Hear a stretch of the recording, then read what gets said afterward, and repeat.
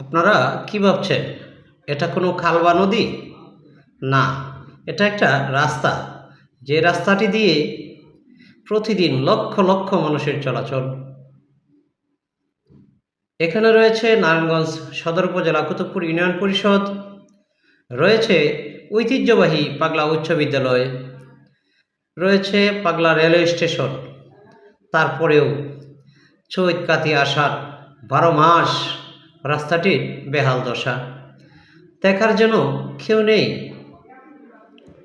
জেগে থেকেও ঘুমের ভান করা মানুষের বারবার ডেকেও যেমন ঘুম ভাঙানো যায় না, তেমনি বারবার প্রতিবেদন করার পরেও ঘুম ভাঙছে না এলাকার জনপ্রতিনিধিদের।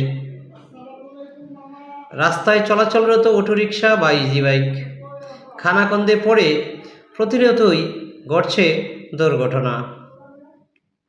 একদিকে যেমন ভোগান্তির শিকার এই রাস্তাটিতে চলাচলরত লাখো মানুষ, অন্যদিকে ভোগান্তিতে রয়েছে ঐতিহ্যবাহী পাগলা উচ্চ বিদ্যালয়ের ছাত্রছাত্রীরাও।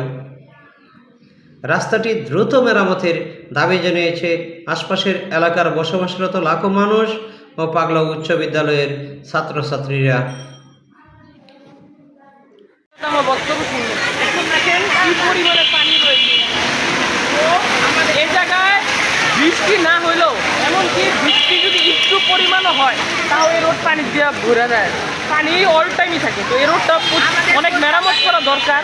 এই রোডটা ঠিক করা দরকার যে এই পর্যন্ত হাঁটু পর্যন্ত পানি উঠানোর সম্ভাবনা থাকে। আর এখন যেহেতু বৃষ্টি সিজন এসে পড়ছে, তাই এই রোডটা জরুরি মেরামত করা দরকার, যাতে আমাদের শিক্ষার্থী শিক্ষক তাদের যে কোনো সমস্যা না হয়। আমরা পাগলা উচ্চ বিদ্যালয়ের সামনে যে রোডটি রয়েছে, সে রোডটি প্রতি বছর পানিতে ডুবন্ত অবস্থায় থাকে।